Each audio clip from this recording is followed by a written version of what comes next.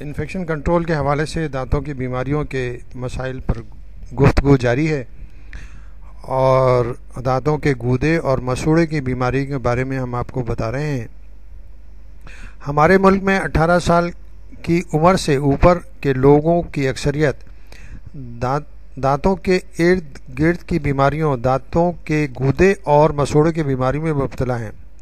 بہرحال یہ بیماریاں عمر کے کسی حصے میں بھی وقوع پذیر ہو سکتی ہیں، جبکہ بچوں میں خاص طور پر 5 یا 6 سال کی عمر میں یہ بیماریوں کی علامات پائی جا سکتی ہیں۔ دانتوں کے گودے کی بیماری آہستہ آہستہ بڑھتی ہے۔ بھورے رنگ کا میل پلاک جم کر پپڑی کی صورت اختیار کر لیتا ہے، جس سے مسوڑوں میں سوزش یعنی کہ انفلیمیشن ہوتی ہے۔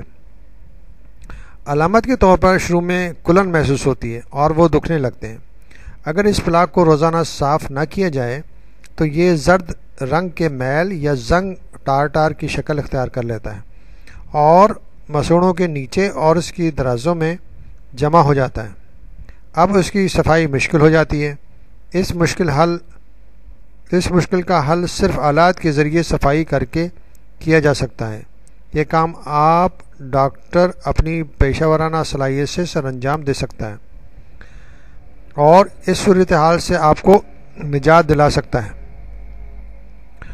دانتوں کے گودے کی بیماری میں مسوڑے مجروح ہو کر ڈھیلے ہونے لگتے ہیں اور دانتوں کو چھوڑنے لگتے ہیں۔ اس کے ساتھ ہی دانتوں کے درمیان کی جھریاں بڑھنے لگتی ہیں اور ان کے درمیان میں جو جگہ خالی ہو جاتی ہے اس میں گڑھے بننے لگتے ہیں۔ اس سے بچنے کے لیے جراحی کی ضرورت پڑتی ہے۔ اگر اب بھی تدارک نہ کیا گیا تو ہڈی جو دانت کو مضبوطی سے تھامے ہوئے جمائے ہوئے رکھتی ہے ضائع ہو سکتی ہے، آخر اکھڑنے لگتا ہے اور ڈھیلا ہو کر ہلنے لگتا ہے۔ اس مرحلے پر دانت خود بخود باہر نکل آتا ہے یا کھینچ کر باہر نکالنا ضروری ہو جاتا ہے۔ دانتوں کے گودے کی بیماری میں اکثر درد نہیں ہوتا، اس لیے شروع میں اس کا علم نہیں ہو پاتا۔ اس کا پتہ اس وقت تک نہیں لگتا جب تک کہ منہ میں کوئی بڑی پریشانی یا پریشان کن یا نقصان دہ تغیر وقوع پذیر نہ ہو جائے۔ اس بیماری کی ابتدائی علامات یہ ہیں: دانتوں کو برش کرنے میں مسوڑوں سے خون کا جاری ہونا، مسوڑوں کا سرخ ہو جانا، سوجنا یا دکھنا، مسوڑوں کا دانتوں سے الگ ہونا، مسوڑوں کو دبانے سے ان کے اور دانتوں کے درمیان سے پیپ نکلنا، مستقل طور پر دانتوں کا ہلنا، علیحدہ ہونا، چبانے کے عمل میں کسی قسم کی رکاوٹ ہونا، بھرے ہوئے سوراخوں اور گڑھوں میں کسی قسم کی تکلیف ہونا، سانس کی بدبو کا احساس۔ اگر ان علامتوں میں کوئی بھی علامت موجود ہے تو فوری طور پر اپنے ڈینٹل ڈاکٹر سے رجوع کریں۔ اگر دانتوں کا میل پلاک دانتوں کے گودے کی بیماری کا بنیادی سبب ہے، لیکن اس کے علاوہ بھی چند دوسری وجوہات بیماری میں اضافہ کی ذمہ دار ہو سکتی ہیں۔ ان میں چند اسباب یہ ہیں: طبعی یا کیمیائی طور پر منہ میں خراش پیدا ہونا، مثلا دانتوں کے درمیان غذا کے ذرات کا پھنس جانا اور چبانے کے دوران مسوڑوں میں کٹاؤ کی شکایت پیدا ہونا، غلط طریقے سے صفائی کرنا یا خلال کا غلط طریقے سے استعمال۔ ایسے لوگ جو سگریٹ نوشی کرتے ہیں، پان تمباکو وغیرہ چباتے ہیں، اس بیماری سے زیادہ متاثر ہو سکتے ہیں۔ ڈائبٹیز کے مریض اور دل کے مریضوں کو بعض اوقات ایسی ادویات دی جاتی ہیں جو تشنج، تناؤ اور ذہنی دباؤ کو دور کرتی ہیں۔ ان میں شامل اسٹیرائڈز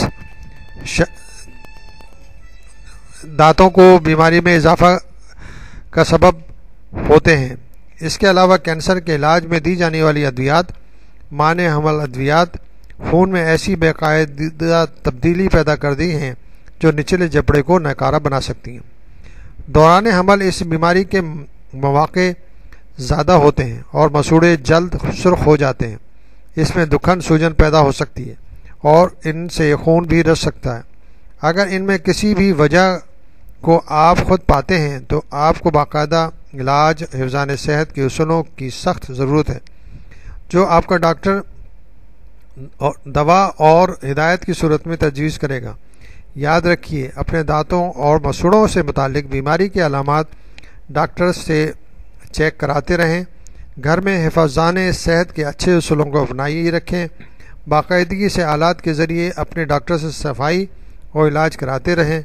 بیماری کے شروع میں نشاندہی اور بروقت صحیح ڈائگنوسز آپ کا قیمتی وقت ہونے سے اور تکلیف برداشت کرنے کی سخت اذیت سے اور مہنگے اور پیچیدہ علاج سے بچا سکتی ہے۔